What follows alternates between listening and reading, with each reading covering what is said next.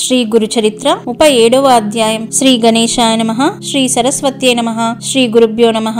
సిద్ధయోగి ఇలా చెప్పారు. నామధారక శ్రీ గురుడు ఆ సద్బ్రాహ్మణునికి గృహస్థాశ్రమ ధర్మాలు ఇలా చెప్పారు. మానవులు 3 కాలాలలోనూ ఆసనంపై కూర్చొని ప్రతిరోజు తప్పకుండా భగవంతుణ్ణి పూజించాలి. అందుకు అవకాశం లేకపోతే ఉదయం షోడశోపచార పూజ, మధ్యాహ్నం పంచోపచార పూజ, సాయంత్రం నీరాజనము అయినా సమర్పించాలి. అందుకోసం ప్రతివారు తమ ఇంట మంచి గంధము, నెయ్యి, జింక చర్మము ఉంచుకోవాలి. మానవ జన్మ లభించి కూడా భగవంతుని పూజించిన వారికి నరకము ప్రాప్తిస్తుంది. అటు తర్వాత కూడా మానవ జన్మ రావడం కష్టం. అన్నింటిలోకి గురు పూజ శ్రేష్టమైనది. అందువలన త్రిమూర్తులు సంతోషిస్తారు. కాని కలియుగంలో మానవులకు గురువు యందు ఆయనే భగవంతుడనే భావం కలగడం కష్టం. అందువలన మంద బుద్ధులను అనుగ్రహించడానికి భగవంతుడు సాలగ్రామము, బాణలింగము రూపాలు ధరించాడు. కనుక వాటిని పూజించడం వలన సర్వ పాపాలు నశిస్తాయి. అగ్ని, జలము, సూర్యుడు, గోవు,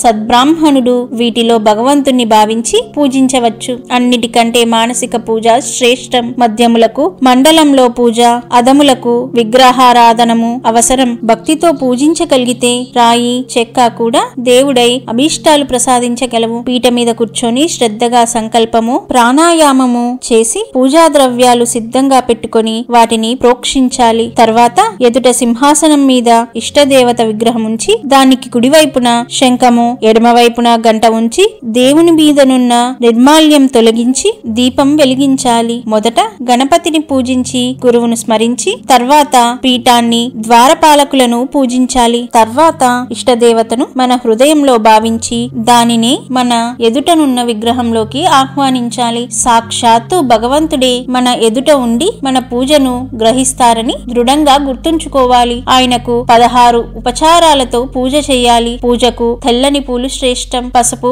ఎరుపు రంగు గల పువ్వులు మధ్యమం, నల్లనివి ఇతర రంగురంగుల పూలు అధమం. ఉదయమే అపవిత్ర పవిత్రోవ అనే శ్లోకం చదువుకొని గురువును, కులదైవాన్ని స్మరించడం మానసిక స్నానం అంటారు. అదే విధంగా భగవంతుని పాదాలకు పుష్పాంజలి సమర్పించి ప్రదక్షిణము, సాష్టాంగ నమస్కారము చెయ్యాలి. తల్లిదండ్రులు, గురువులు, సద్బ్రాహ్మణులకు కూడా అలాగే నమస్కరించాలి. తల్లిదండ్రులు, పూజ్యులు, పెద్దలను చూచినప్పుడు వారి వద్దకు వెళ్లి వారి పాదాలకు నమస్కరించాలి. గురువు యొక్క కుడి పాదాన్ని మన కుడి చేతితోనూ వారి యొక్క ఎడమ పాదాన్ని ఎడమ చేతితోనూ స్పృశించి సాష్టాంగ నమస్కారం చేయాలి. తర్వాత వారి యొక్క మోకాలు నుండి పాదము వరకు స్పృశించాలి. తల్లి, తండ్రి, గురువు, పోషకుడు, భయహర్త, అన్నదాత, సవతి తల్లి, పురోహితుడు, పెద్దన్న, తల్లిదండ్రుల యొక్క సోదరులు, జ్ఞాన వృద్ధులు వీరందరికీ గురువుతో సమానంగా నమస్కరించాలి. అజ్ఞానులు, తనకంటే చిన్నవారు, స్నానం చేస్తున్నవారు, సమిదలు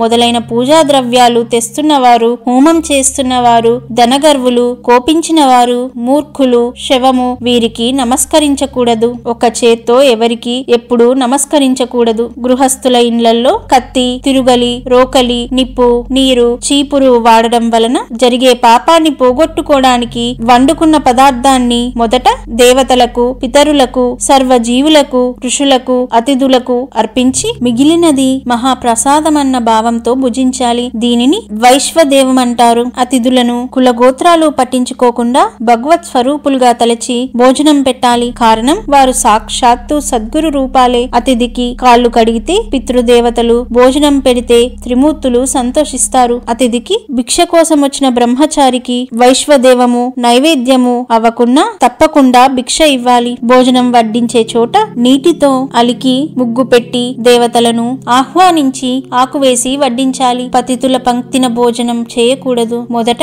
కుడి పక్కన నేల మీద చిత్రగుప్తునికి బలిగా కొంచెం అన్నం ఉంచిన తర్వాత భోజనం చేయాలి. తన ద్వారా భోజనం చేస్తున్న చైతన్యము, తాను తినే అన్నం కూడా భగవంతుని రూపాలన్న భావంతో భోజనం చేయాలి. కుక్కను, రజస్వలను, ఎట్టి ధర్మము పాటించని వాడిని చూస్తూ భోజనం చేయకూడదు. భోజనమయ్యాక అగస్త్య మహర్షిని, కుంభకర్ణుణ్ణి, బడబాగ్నిని స్మరిస్తే జీర్ణశక్తి వృద్ధి అవుతుంది. సాయంకాలం పురాణాలు, సద్గ్రంథాలు పెద్దల వలన వినాలి. సూర్యాస్తమయమప్పుడు సంధ్యావందనము, హోమము చేసి గురువుకు నమస్కరించాలి. రాత్రి తేలికగా భోజనం చేసి కొంతసేపు సద్గ్రంథాలు చదువుకొని తర్వాత తాను ఆ రోజంతా చేసిన సత్కర్మలన్నిటినీ భగవంతుని ప్రీతి కోసం అని సమర్పించి నమస్కరించాలి. ఉత్తరానికి తల పెట్టుకొని నిద్రించకూడదు. ఇక నుండి కాబట్టి నీవిటువంటి ధర్మాలన్నీ ఆచరిస్తూ ఇతరుల ఇండ్లల్లో ఆపద్ధర్మంగా తప్ప ఏనాడు భోజనం చేయకుండా నీ ఆచారం పాటించుకో. అందువలన ఇహంలోను పరంలోను ఉత్తమ శ్రేయస్సు కలుగుతుంది అని